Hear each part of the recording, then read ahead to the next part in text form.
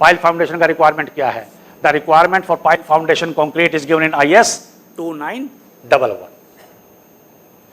देखिए, जो भी कंक्रीट आपके पाइल फाउंडेशन में जाएगी, ये तो आपको पता है कि उसका हम बाहर से कोई वाइब्रेशन नहीं कर सकते, सेल्फ वेट पे उसे कंपैक्शन होना है।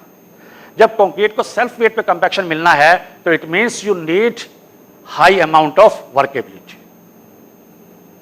then only your concrete will be compacted using its own weight. So the workability of concrete for pile foundation should be kept between 150 to 180 mm. And the minimum grade of concrete for pile foundation should be M25.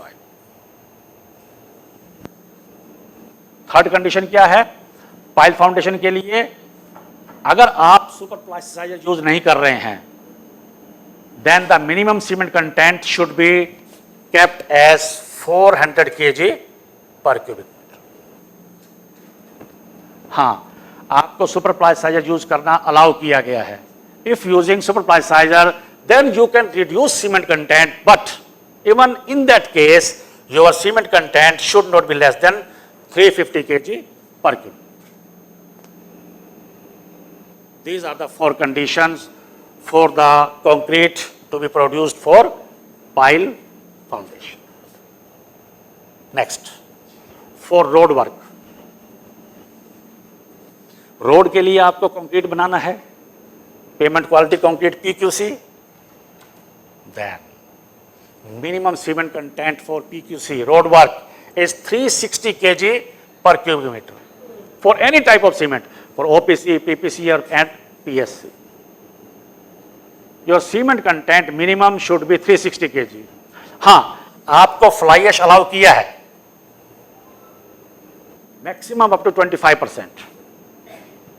25% of total cementitious material.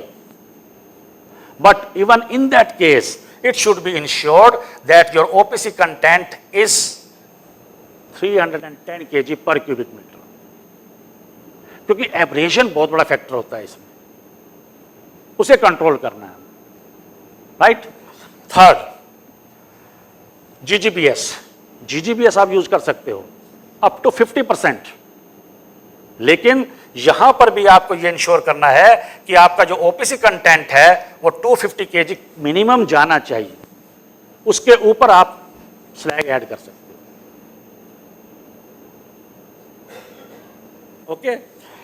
Next, water cement ratio maximum 0.4 करेंगे तभी आप थोड़ा सा traffic को early release भी कर पाएंगे, strength आपकी गेन करेगी और जो टॉप सरफेस पे जो एब्रेजन है उसको भी आप मिनिमाइज कर पाएंगे. लेकिन यहां पर एक सबसे बड़ी बात आती है कि वर्केबिलिटी क्या होनी चाहिए. देखिए, जब आप PQC के लिए काम करते हैं, आप क्या करते हैं? पेवर यूज करते हैं.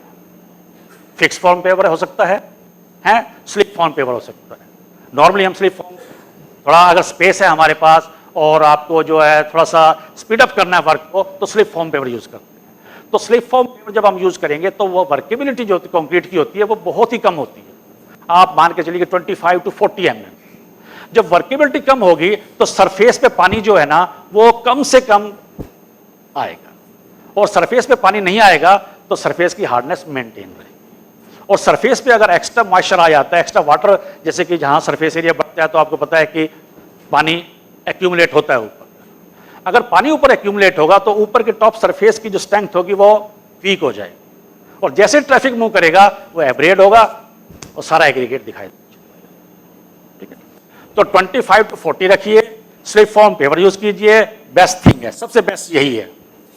लेकिन आप कहते हैं कि नहीं, स्लिप फॉर्म पेवर नहीं है, हम तो नॉर्मल कंडीशन में नॉर्मल कंक्रीट यूज करके वो आपका जो निडल वाइब्रेटर है उसे यूज करेंगे, तो इट मींस आप हो सकता है. और अगर आपका TM यूज कर रहे हैं तो TM जब आपका आएगा तो वो उसमें 75 के आसपास उसमें वर्केबिलिटी होगी, 75 mm स्लंप होगा, 75 to 100 हो सकता है. अब उस केस में आपको मैं क्या रिकमेंड करूंगा, आप वैक्यूम डिवाटरिंग कीजिए. कंपैक्शन करने के बाद वैक्यूम डिवाटरिंग करके टॉप सरफेस पे जो एक्स्ट्रा वाटर है उसको निकाल के बाहर कर दीजिए. आपका काम भी हो गया, कंपैक्शन भी हो गई, फिनिशिंग भी हो गई। अब जो एक्स्ट्रा वाटर है उसको आपने निकाल के बाहर कर दिया तो टॉप सरफेस की स्ट्रेंथ ऑटोमेटिकली इंप्रूव हो जाएगी, एब्रेशन खत्म हो जाएगी। स्लिप फॉर्म पेवर अगर नहीं है, वर्केबिलिटी हाई है, तो वैक्यूम वाटरिंग आपको रिकमेंड आपके टेंडर में भी होगी, ये मैं पूरे यकीन के साथ कह सकता हूं। And for better resistance to abrasion, it has been established that the compressive strength of concrete shall be minimum 40 MPa and corresponding flexure strength 4.5 this Newton per mm square.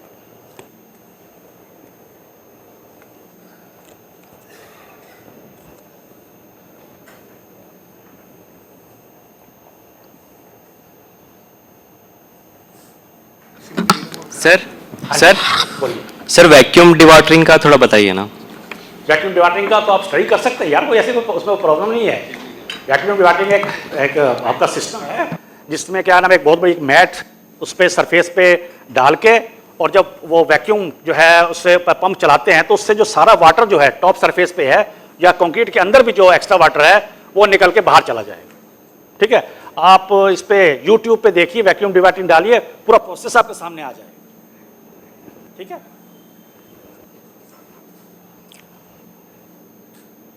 और लगभग हर कॉन्ट्रैक्टर के पास ये फैसिलिटी होती है, बस ये आप लोगों पे है कि आप कितना उसको इंप्लीमेंट करा सकते हैं।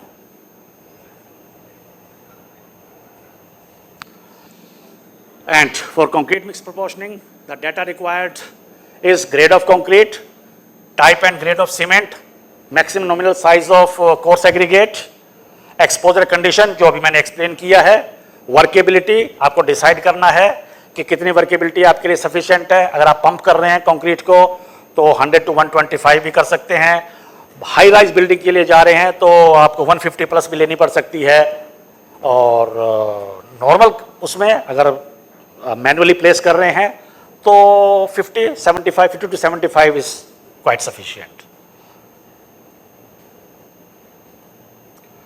Now steps for concrete mix design.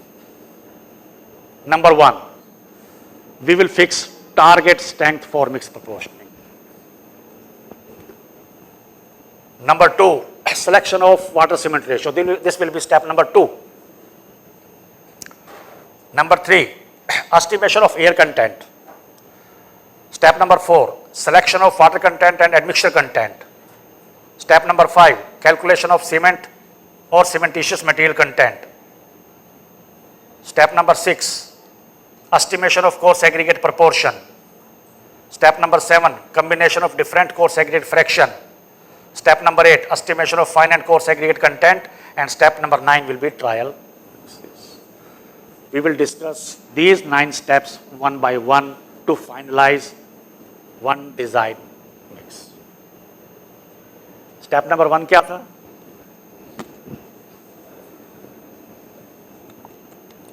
Target mean strength,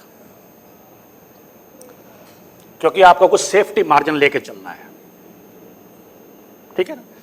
now to fix this target mean strength, 2 equations are given in IS 10262.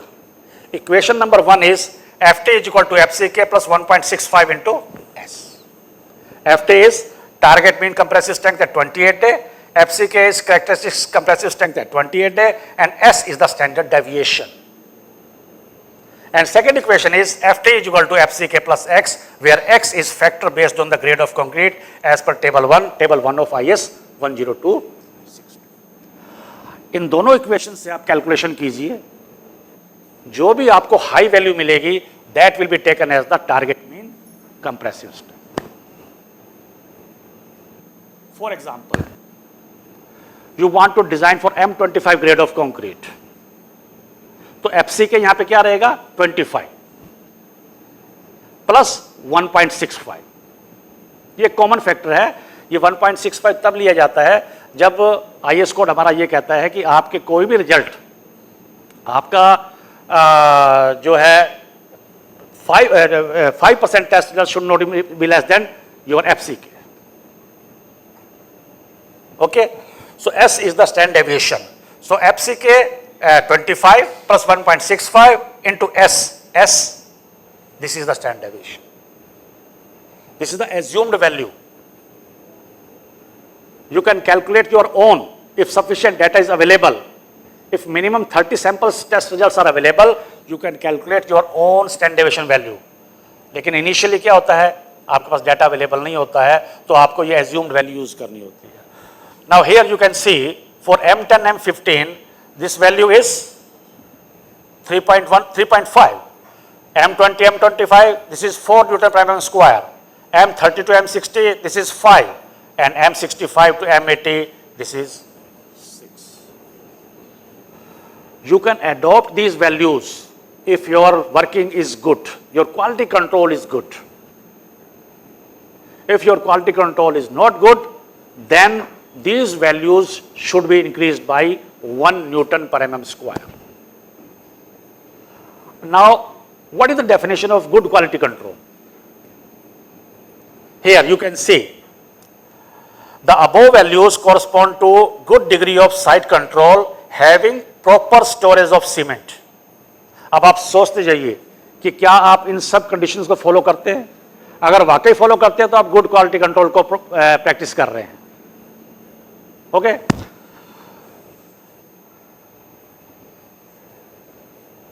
Having proper storage of cement. हाथ खड़ा कीजिए, है सबके पास proper storage. Second, weigh batching of all material. यहां पर शायद आप लोग जो है ना नहीं इसको फॉलो कर पा रहे होंगे. आप वॉल्यूमेट्रिक बैचिंग में जा रहे होंगे कहीं ना कहीं. ठीक है, और अगर इस तरह का है तो फिर इसका मतलब यह कि टारगेट स्ट्रेंथ आपको इंक्रीज करनी पड़ेगी. तो उसके लिए आपको स्टैंडर्ड डेविएशन की वैल्यू को इंप्रूव करना पड़ेगा by 1 newton per mm square.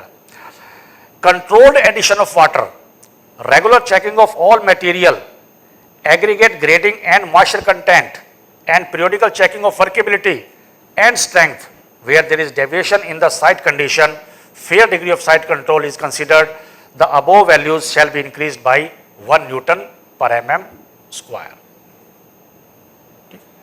अब मान लीजिए आपका M25 ग्रेड था, तो टारगेट स्ट्रेंथ क्या हो जाएगा? 25 plus 1.65 into S value for M25 grade is 4. Now this will be 31.6 Newton per mm square. अब सेकेंड ऑप्शन को लीजिए, FC के प्लस X. FC के 25 है. What is the X value? X value as per IS 10262 for M25 grade is 5.5. So 25 plus 5.5 will be 30.5.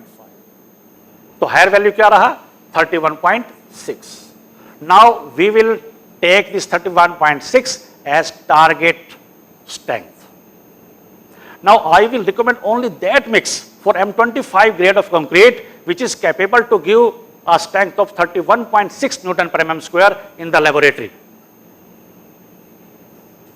ये safety margin है कि कहीं किसी वजह से मटेरियल में चेंज की वजह से, टेम्परेचर की वजह से अगर कुछ चेंज आते भी हैं तो 31.6 का आपको कम से कम FC के प्लस 3 का जो एक्सेप्टेंस क्राइटेरिया है वो मीट करने में आपको दिक्कत ना हो.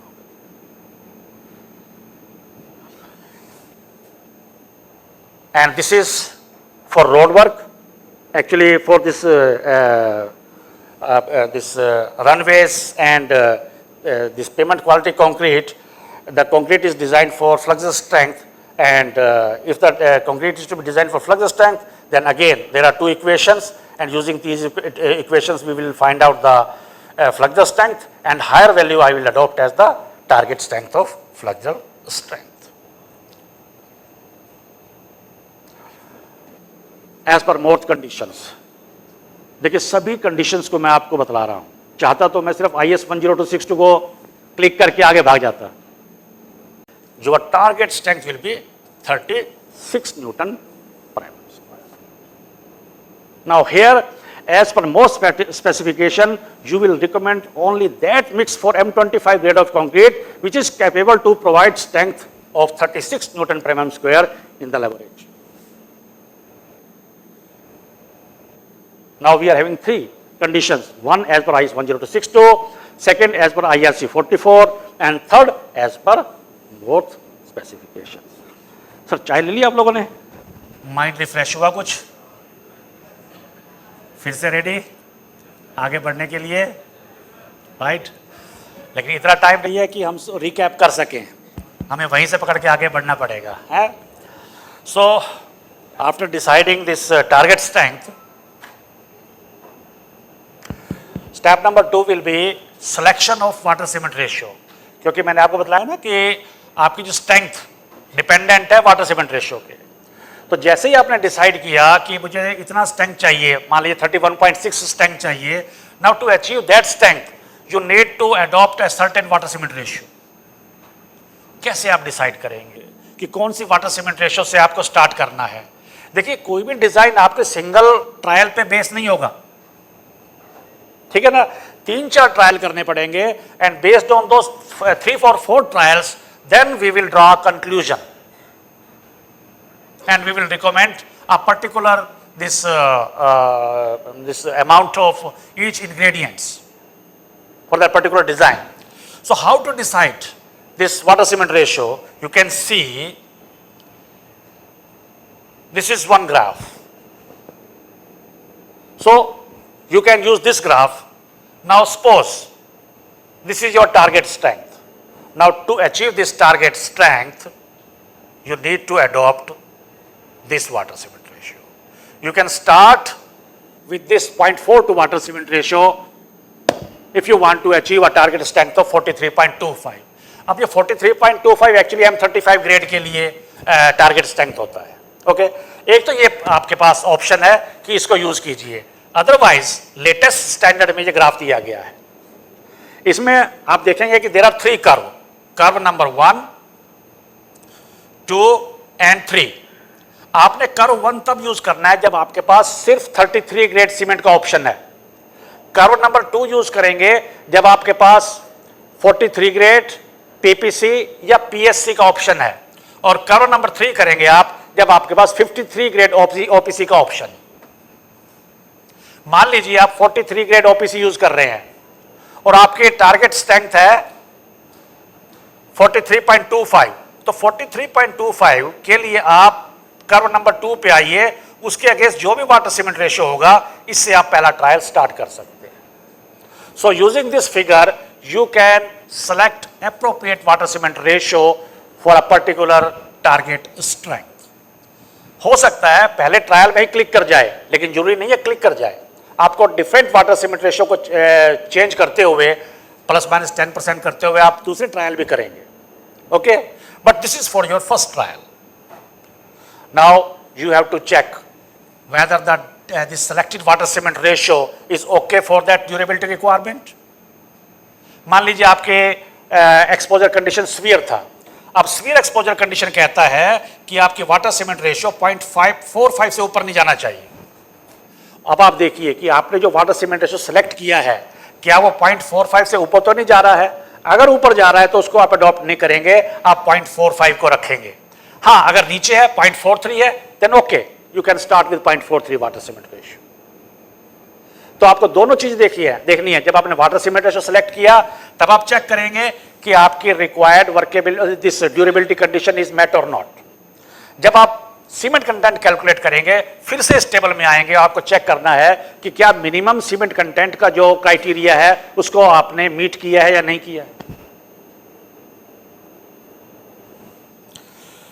तो अभी आपने क्या किया कि आपने वाटर सीमेंट रेशियो को इस तरह से आपने ये किया कि आपने मान लीजिए ग्राफ से 0.4 सेलेक्ट किया, ड्यूरेबिलिटी कंडीशन के हिसाब से मैक्सिमम 0.45 है, तो 0.4 जो है ना which is less than 0.45, hence you can consider it as okay and you can go ahead with 0.4 water cement ratio.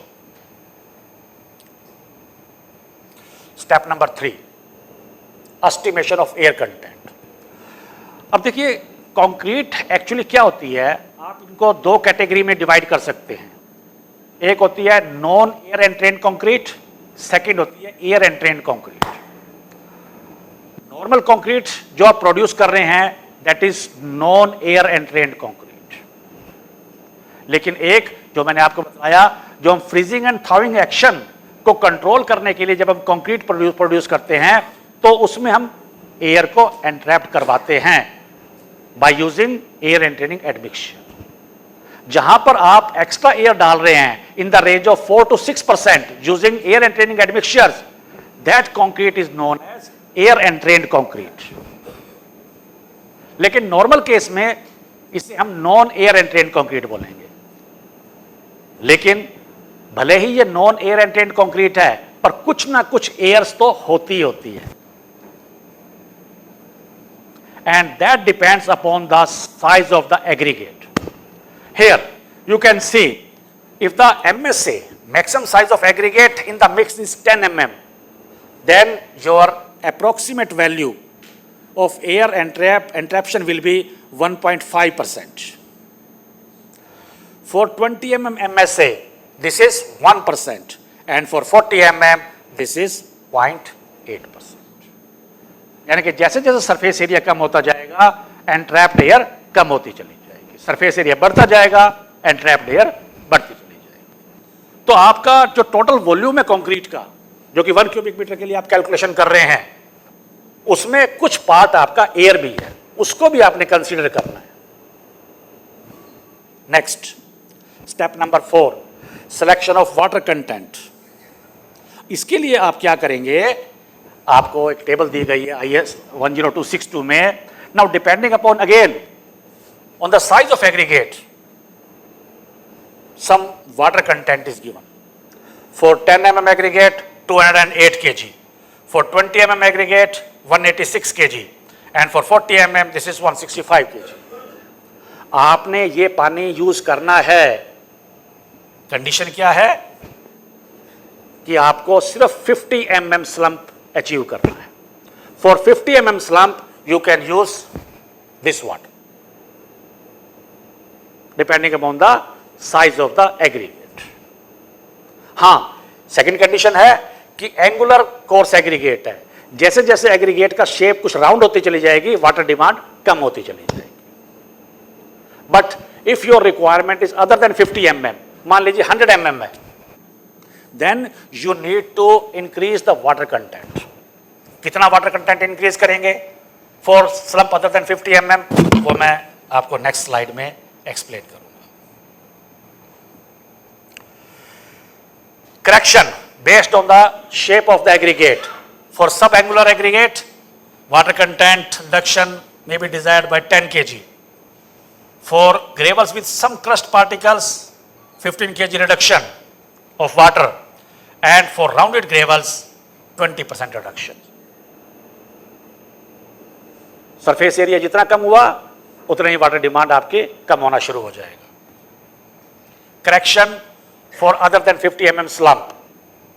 For every plus minus 25 mm slump, मान लीजिए 25 mm इंक्रीज करना चाहते हैं, you need to increase the water content by 3%. Water content, again see this table, this one here. For 20 mm MSA, water content is given 186 for 50 mm slump. But if you want to achieve 100 mm slump, then in that case, how much water is required extra? This is about 6%. क्योंकि 25 increase करेंगे तो 3% extra water चाहिए, अगर 50 mm increase करेंगे तो 6% आपको पानी increase करना पड़ेगा। It means your water content for 100 mm slump will be 185 plus 6% of 185. This is around 196 kg. अब 196 kg आपको चाहिए पानी अगर आपने 100 mm स्लम्प अचीव करना है, लेकिन मैं कह रहा हूं आप एडमिक्शन यूज कीजिए, सुपर प्लास्टिसाइजर। अगर आप सुपर प्लास्टिसाइजर यूज करेंगे और सुपर प्लास्टिसाइजर की डोज सिर्फ 0.6 या 0.7% डालेंगे, तो लगभग 20% पानी आपका रिड्यूस हो जाएगा। तो अगर आप एडमिक्शन यूज करते हैं तो जो वाटर डिमांड ये आपने वर्कआउट किया है without super plasticiser, with plasticiser your water demand will be cut down by 20%। तो 20% पानी कम कर दीजिए। तो दो तरह की कैलकुलेशन है, without super plasticiser, with super plasticiser. Okay, so this way you can calculate the water content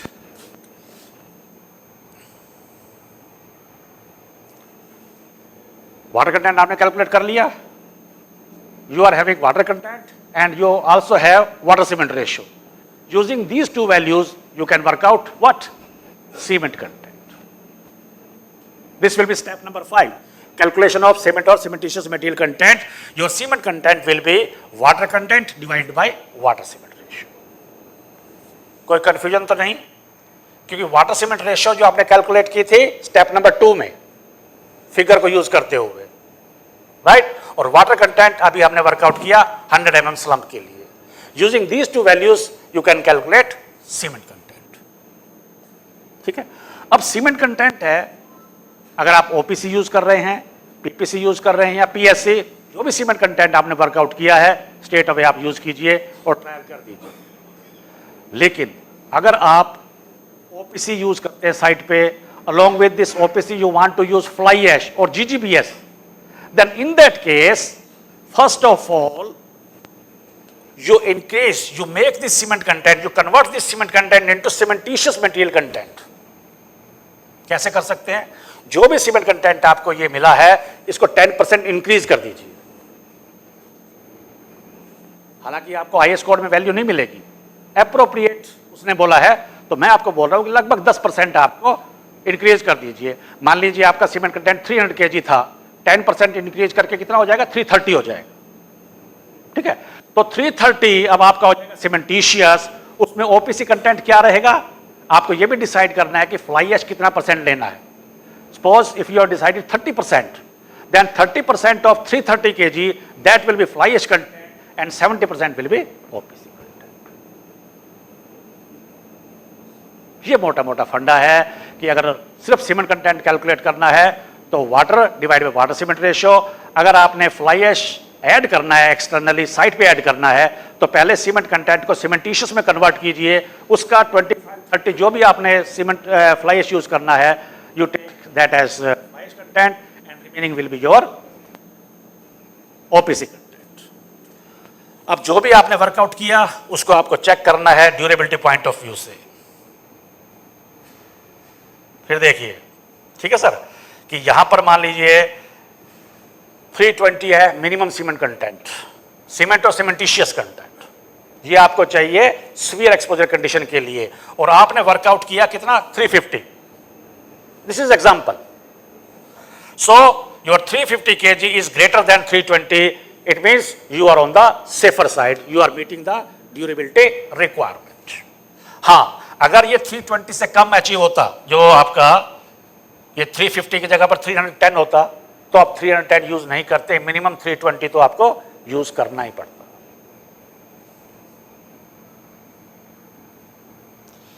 now step number 6, estimation of course and coarse aggregate proportion. Again one table is given and using two informations.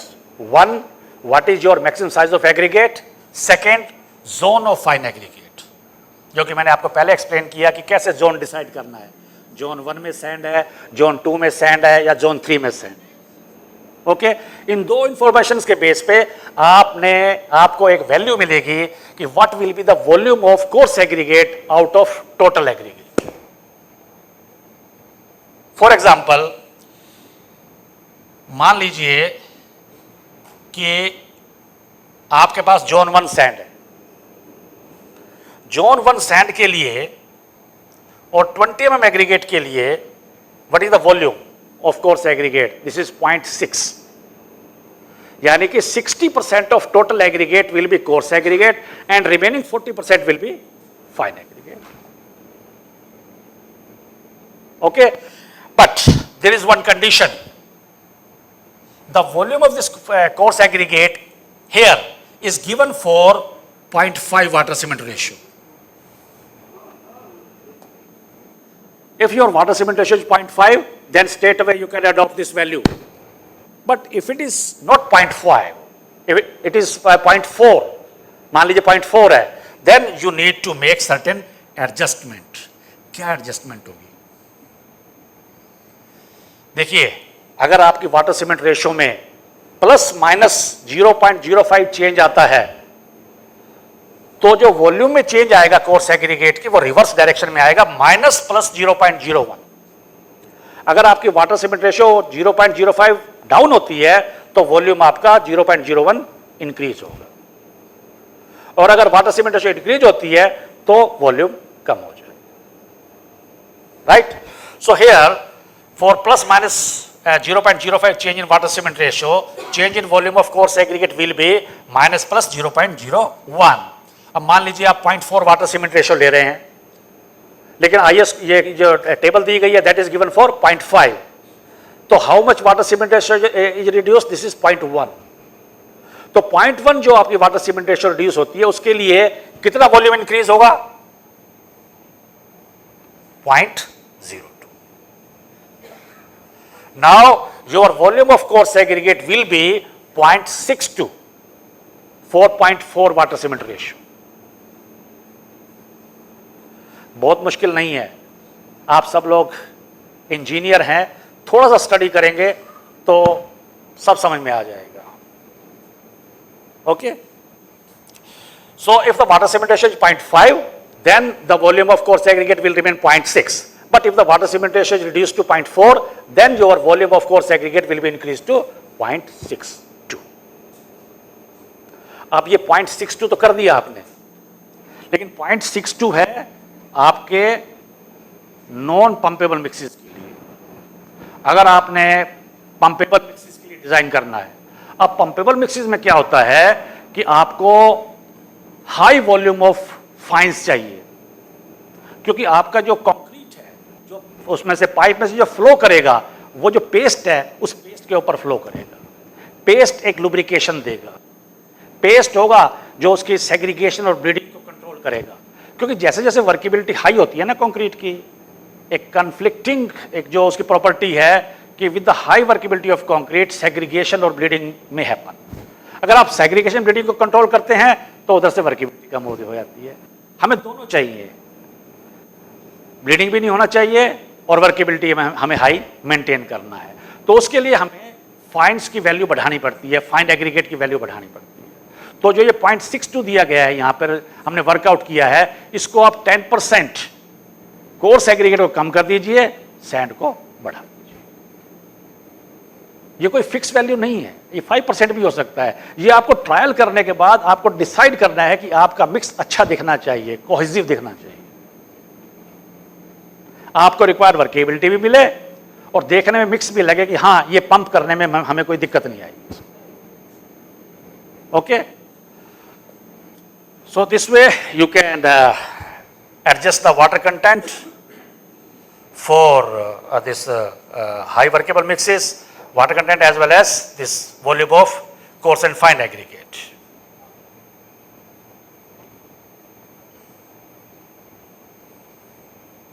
ठीक है sir. अब आपके पास किस किस का wait आ चुका है, you know the wait of cement, right. और अगर आपने फ्लाई ऐश यूज करना तो फ्लाई ऐश का वेट भी आ जाएगा, वाटर का भी आ जाएगा, जो एडमिक्सचर है उसका भी वेट आपके पास आ जाएगा। रिमेनिंग क्या बचा, किसका मास कैलकुलेट करना है, you need to calculate the mass of fine aggregate and coarse aggregate. तो 1 क्यूबिक मीटर में से अगर आप किसका वॉल्यूम माइनस कर दें, सीमेंट का वॉल्यूम, वाटर का वॉल्यूम, फाइन इसका एडमिक्सचर का वॉल्यूम हो जाएगा, ठीक है। और जो आपका मिला एडमिक्सचर फ्लाई ऐश है, जिसका भी आपको वेट पता है उसको वॉल्यूम में कन्वर्ट कर दीजिए और उसको 1 में से माइनस कर देंगे तो किसका वॉल्यूम रह जाएगा, that will be the volume of all in aggregate. Is it clear? 1 cubic metre minus volume of air minus volume of cement minus volume of fly ash minus volume of this water and minus volume of admixture. Remaining will be the volume of all in aggregate. अब आपके पास all in aggregate का volume है और आपने ये भी calculate कर लिया है कि all in aggregate में से कितना वॉल्यूम आपका कोर्स एग्रीगेट का होना चाहिए। तो all in aggregate के वॉल्यूम को कोर्स एग्रीगेट के वॉल्यूम से मल्टीप्लाई कीजिए, उसके स्पेसिफिक ग्रेविटी, आपको जो कोर्स एग्रीगेट है उसको स्पेसिफिक ग्रेविटी वर्कआउट कीजिए। आपको चेक करना है लेबोरेटरी में कि जो आपका पर्टिकुलर एग्रीगेट है उसका स्पेसिफिक ग्रेविटी क्या है। इट में भी 2.7, इट में भी 2.8, जो भी हो, ऐसा कोई वो नहीं है, 3 भी हो सकता है। use that specific gravity and multiply further by 1000, that will give you the mass of coarse aggregate. Similarly, you can work out the mass of fine aggregate using the volume of all in aggregate, multiply by volume of fine aggregate, multiply by specific gravity of fine aggregate and further by 1000, that will give you the mass of the fine aggregate. इस तरह से आपके पास सभी के wait आ जाएंगे। अब आपको एक चीज डिसाइड करना है लास्ट कि आपका जो कोर्स एग्रीगेट है उसमें 20 mm का परसेंटेज क्या होना चाहिए, 10 का परसेंटेज क्या होना चाहिए, क्योंकि अभी जो कोर्स एग्रीगेट आपने वर्कआउट किया है that is the total weight of the course aggregate. Out of this what should be the percentage of 20 mm and what should be the percentage of 10 mm। ठीक है ना सर? वॉल्यूम से wait में convert करने के लिए specific gravity से divide करेंगे या बल्क डेंसिटी डिवाइड करेंगे? यहाँ स्पेसिफिक ग्रेविटी होगा। बल्क डेंसिटी आपको काम आएगी तब जब आप उसको वेट को वॉल्यूम में कन्वर्ट करेंगे। जब आप वेट को वॉल्यूम में कन्वर्ट करते हैं सर हमारे पास तो जो वॉल्यूम है, वॉल्यूम में तो वॉइड्स भी हैं, तो हम जब इसको क्यूबिक मीटर में कन्वर्ट करें, वॉल्यूम को जब हम उसमें कन्वर्ट करेंगे वेट में, तो बल्क डेंसिटी डिवाइड होना चाहिए। स्पेसिफिक ग्रेविटी आपको वर्कआउट करना है, स्पेसिफिक ग्रेविटी से वर्कआउट करें। अच्छा जैसे वो है, अब डेंसिटी है, कितना डेंसिटी है इसका? 1600 होगा ना? 1600। अगर आप 1600 से मल्टीप्लाई करेंगे आपके इसको जो ऑल इन एग्रीगेट का वॉल्यूम है। सब वॉल्यूम तो जब मेरा वॉल्यूम है तो उस ये तो बल्क वॉल्यूम है। हाँ जी, हाँ जी, ये तो बल्क वॉल्यूम है। आप इसको फिर से थोड़ा सा रीड कीजिए, स्टडी कीजिए, ठीक है, और फिर आपको पता चलेगा कि नहीं इसको हमें बल्क डेंसिटी से निकलना है स्पेसिफिक। और बल्क डेंसिटी आपको तभी काम आएगी जब आपने बाय वेट को बाय वॉल्यूम में कन्वर्ट। तो हम रिवर्स प्रोसेस जब कर रहे हैं, हाँ। वॉल्यूम को वेट में कन्वर्ट कर रहे हैं, तो एक केस में डिवाइड करेंगे, एक केस में मल्टीप्लाई करेंगे। नहीं, रिवर्स कैलकुलेशन मल्टीप्लाई होगा। बिल्कुल नहीं, बिल्कुल वो भी ये डायरेक्ट कैलकुलेशन नहीं है। वहां पर मैं ये कह रहा हूं, मैं आपको ये कह रहा हूं कि इसको कन्वर्ट करने के लिए आपको वो वैल्यू चाहिए, लेकिन उसके लिए भी प्रोसीजर अलग है। उसके लिए भी प्रोसीजर अलग है। ऐसा नहीं कि स्टेट में उसको डिवाइड करेंगे, ये करेंगे, वो करेंगे, ऐसा नहीं है, ठीक है। तो एक बार आप जब करके देखिए और आईएस कोड को पढ़िए, उसको, ठीक है। मोटे तौर पे मैं कैलकुलेशन करके दे सकता हूँ, आपको दिखा भी सकता हूँ सामने कि जब अगर आप उसको यूज करेंगे बल्क डेंसिटी, तो पता नहीं कहाँ चला जाएगा, हजारों में चला जाएगा आपकी जो वैल्यू है उसकी, ठीक है। तो थोड़ा सा एक बार फिर से दोबारा देखिए, यहाँ पर आपको सिर्फ और सिर्फ स्पेसिफिक ग्रेविटी से ही मल्टीप्लाई करना, ठीक है, बल्क डेंसिटी से, ठीक है। करिए, मैं आपके साथ हूँ, यहाँ पे कल भी हूँ अभी आपके साथ, हालांकि मेरा कल कोई लेक्चर नहीं है, पर मैं हूँ नहीं, फिर डिस्कस करेंगे, कैसे कोई दिक्कत नहीं। अच्छा, ये कैसे?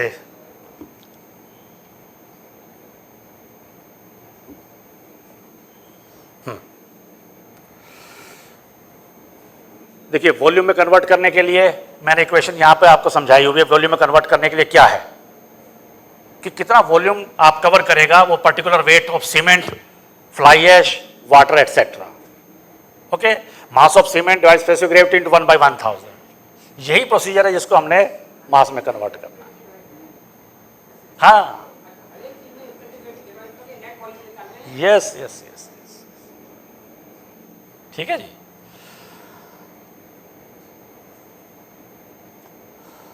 तो मैंने आपको बताया कि कोर्स एग्रीगेट जो भी हमने वर्कआउट किया है उसमें आपने डिसाइड करना है कि क्या रेशो 20 का लेना है, कितना रेशो 10 का लेना है।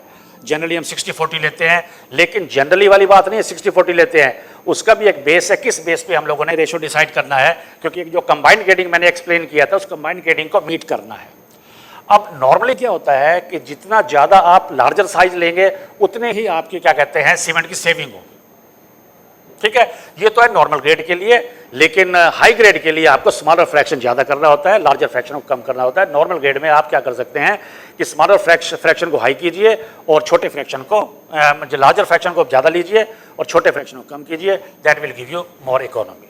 and you can increase the workability also without increasing water content. हाँ, लेकिन ये होना है कि एग्रीगेट अलग से नहीं दिखाई देना चाहिए, ये भी आपको ध्यान देना है। ये रहा जो मैंने आपको बताया कि आपको इस तरह से रेशो सेट करना है कि दोनों को मिक्स करने के बाद अगर सिमुलेसिस करें तो ये आपकी कंडीशंस मीट होनी चाहिए। अब सबसे इंपॉर्टेंट फैक्टर है, now you have done the calculations. These calculations are based on the assumption that your aggregate is lying in SSD condition. SSD condition means saturated surface dry condition. It means your aggregate is having sufficient moisture inside the aggregate. Sufficient means neither it will contribute nor it will absorb. लेकिन होता क्या है, generally या तो aggregate dry पड़ा होता है या एग्रीगेट वेट होता है। ड्राई एग्रीगेट है तो जो वाटर एब्जॉर्प्शन वैल्यू है एग्रीगेट का, उतना पानी आप एक्स्ट्रा डाल दीजिए और उतना एग्रीगेट आप माइनस कर दीजिए, क्योंकि पानी एब्जॉर्ब करने के बाद वो एसएसडी कंडीशन वाली आपके वेट हो जाएगा।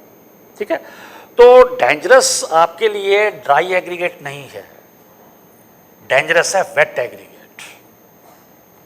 अगर आपका एग्रीगेट साइट पे वेट कंडीशन में है और आपने एडजस्टमेंट नहीं की तो होगा क्या कि जो वेट एग्रीगेट है वहां से पानी आपके मिक्स में चला जाएगा। So if the aggregate, especially जो फाइन एग्रीगेट क्या होता है वो वेट कंडीशन में होता है। So if the aggregates are lying in wet condition, then first of all check the extra moisture present in the fine aggregate और coarse aggregate. और जो भी एक्स्ट्रा मॉइस्चर है, मान लीजिए आपने चेक कैसे करेंगे, देखिए इंस्टेंट वे क्या है। इंस्टेंट वे यही है, देखिए अगर आप कोडल प्रोविजन से जाएंगे तो आज सैंपल लगाएंगे तो कल तक रिजल्ट आएगा, तो मैं तब तक वेट नहीं कर सकता क्योंकि मुझे तो आज ही काम स्टार्ट करना है और इमीडिएटली अभी इस वक्त वैल्यू क्या है मुझे चाहिए। तो इंस्टेंट के लिए आप क्या कर सकते हैं, एक पैन में आप 1 kg मटेरियल लीजिए, मान लीजिए सैंड है 1 kg लेके, और उसको आप किसी भी गैस पे या हॉट प्लेट पे उसको क्या नाम है ड्राई कर लीजिए। ड्राई करने के बाद जो भी लॉस आता है वहां से वर्कआउट कर लीजिए कि आपका इसके कितना % मॉइस्चर था। For example, if 5% moisture is available, this is the total moisture. लेकिन मुझे टोटल मॉइस्चर को ओमिट नहीं करना है क्योंकि मुझे एक्स्ट्रा मॉइस्चर को करना है और जो उसकी वाटर एब्जॉर्प्शन वैल्यू है उसको मुझे वहीं पे छोड़ना है ताकि आपका जो एग्रीगेट है वो एसएसडी कंडीशन में रहे। So if the total moisture is 5% and water absorption value is 1%, then extra moisture present is 4%। तो आपको जो 4% जो वाटर है, जो मॉइस्चर है उसका, वो पानी कम कर देना है और सैंड को बढ़ा देना है। इसके बल्केज भी एक तरह से आप जो है ना वो कंट्रोल होता है इससे जो, ठीक है। वो बल्केज वाला जो कंसेप्ट है वो वॉल्यूमेट्रिक बैचिंग में होता है, जो आप बाई वेट लेते हैं, बाई वेट के लिए ऑटोमेटिकली जब आप ये एडजस्ट करेंगे सब चीजें कंट्रोल हो जाती हैं। So if your aggregates are lying in wet condition, so then it becomes this crucial that before starting your work, you should check the moisture present in the aggregate, adjust the water content and aggregate, and then you start your this concreting.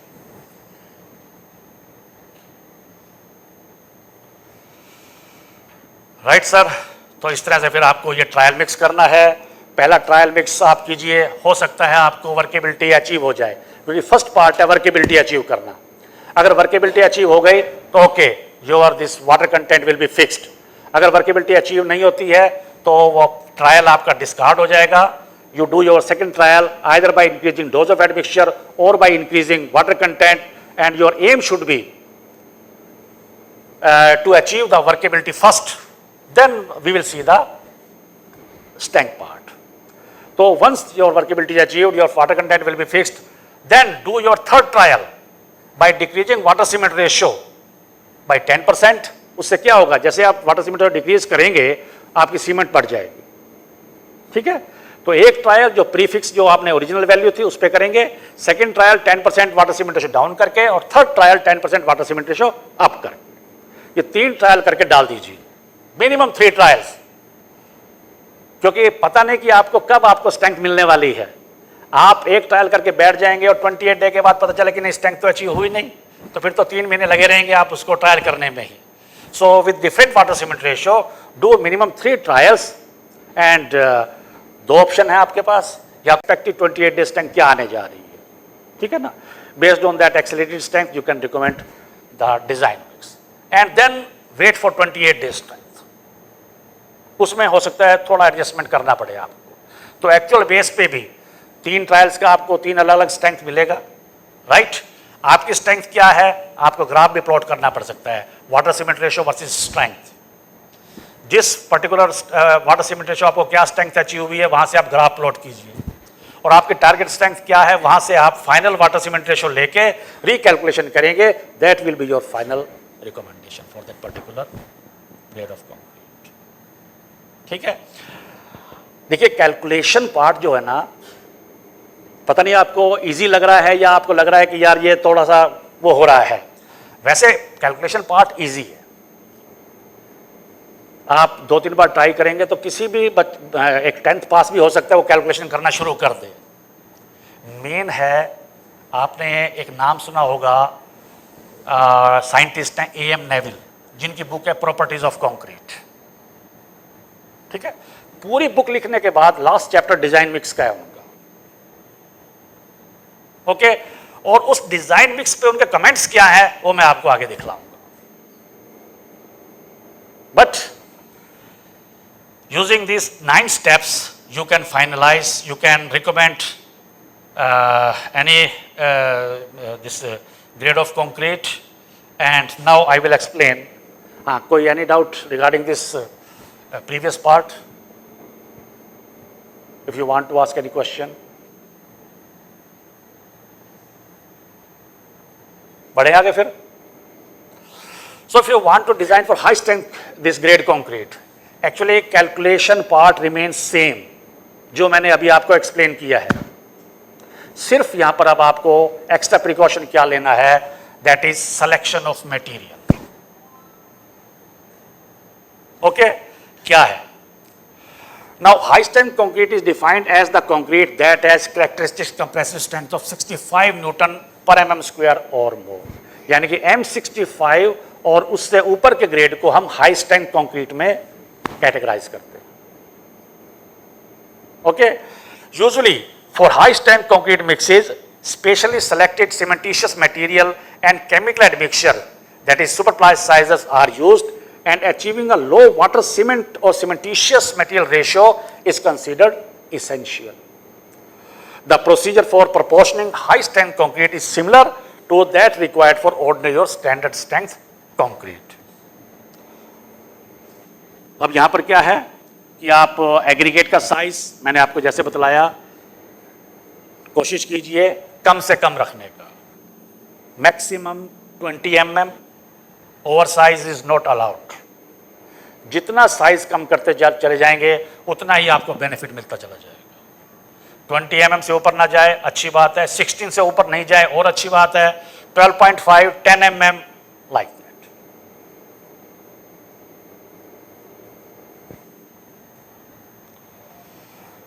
अब यहां पर देखिए, यहां पर water cement ratio decide करने के लिए high strength के लिए depending on the compressive strength for different sizes of aggregate, this table is given. You can use this table. First of all, decide the strength and size of the aggregate. Depending on these two conditions, you can select the water cement ratio and you can do your trial. But here, it is mandatory to use only that cement which is having 28 days strength of 53 MPa. In other words, we are saying that try to use 53 grade OPC. हम straight away, क्योंकि ये code तो हमने बनाया ना, हमारे हाथों से ये एक पॉइंट लिखा हुआ है, इसलिए इस 10262 में कोई भी डाउट अगर होगा तो हमसे बेटर कोई भी क्लियर नहीं कर पाएगा, ओके। तो हमने डायरेक्ट नहीं कह सकते थे कि आप 53 ग्रेड ओपीसी यूज कीजिए इसके अंदर, तो हमने ये कहा कि ओनली दैट सीमेंट, आप कोई भी सीमेंट यूज कीजिए पर ये इंश्योर कीजिए कि उसका जो 28 डे स्ट्रेंथ है सीमेंट का वो 53 MPa से कम नहीं होना चाहिए, क्योंकि स्ट्रेंथ पार्ट तो सीमेंट ही कंट्रीब्यूट करेगा। जब सीमेंट में स्ट्रेंथ नहीं होगी तो आपको कंक्रीट में कहां मिलेगा, right?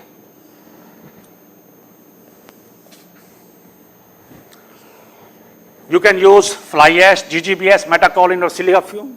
This will give you extra advantage. Fly ash in the range of 15 to 30%, GGBS 25 to 50%, metakaolin in the range of 5 to 15% and silica fume 5 to 10%. तो आप इनमें से कोई सिंगल या आप जो है मल्टीपल में भी यूज कर सकते हैं. आप चाहें तो silica fume plus fly ash use कर सकते हैं. आप चाहें तो silica fume plus silica fume जरूर रहेगा. सिलिका फ्यूम को आप अवॉइड नहीं कर सकते. एडिशनली चाहें तो आप फ्लाई एश, GGBS, मेटाकोलिन कुछ भी आप डाल सकते हैं. And this is the volume of coarse aggregate depending upon this size of the aggregate for different zone of fine aggregate, zone 3, zone 2, zone 1. These are the remarks. Read carefully. और बुरा मत मानिएगा बिल्कुल भी. हालांकि मैंने जो ये लैंग्वेज लिखी है थोड़ा रिफाइंड वे में लिखा है. उन्होंने तो थोड़ा और इसको हार्श वे में लिखा था. अगर आप उनकी बुक पढ़ें तो ठीक है. मैं रीड आउट करता हूं. These are the remarks by A.M. Neville, who has written the book of properties of concrete. The various methods of mix selection may seem simple, and indeed they don't involve any complex calculations. Complex बिल्कुल नहीं. आप IS code लेके बैठेंगे तो आप calculation करते चले जाएंगे. लेकिन, however, a successful implementation of the selection require experience coupled with the knowledge of the influence of the various factors upon the properties of the concrete. This knowledge must be based on an understanding of the behavior of the concrete. When these three data, experience, knowledge and understanding are all present, the first trial mix is likely to be approximately satisfactory and can be rapidly and successfully adjusted so as to achieve a mix with the desired. ठीक है. आपने पहला trial किया, हो सकता है उसमें workability नहीं मिले.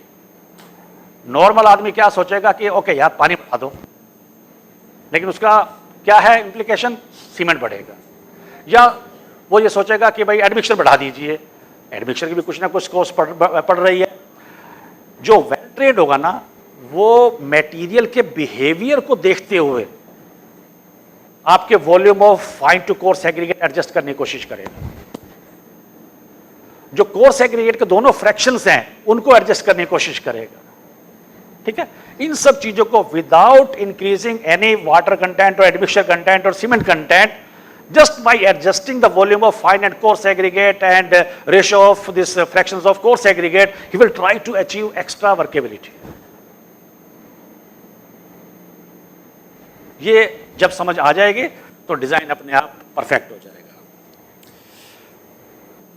नेक्स्ट ये कहता है, it is not enough to select a suitable concrete mix, it is also necessary to ensure a proper execution of all the operations involved in the concreting.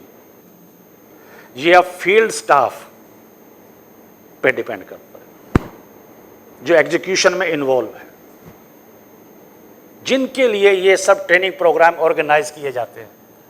हम ये नहीं कहते कि आपको जाके डिजाइन मिक्स करना ही है, लेकिन एक बेसिक नॉलेज तो ये है कि डिजाइन मिक्स जब आपके सामने आए तो उसको आप इंटरप्रिटेट कर सके, एनालाइज कर सके कि कहीं किसी अनाड़ी ने तो नहीं करके ये दे दिया है.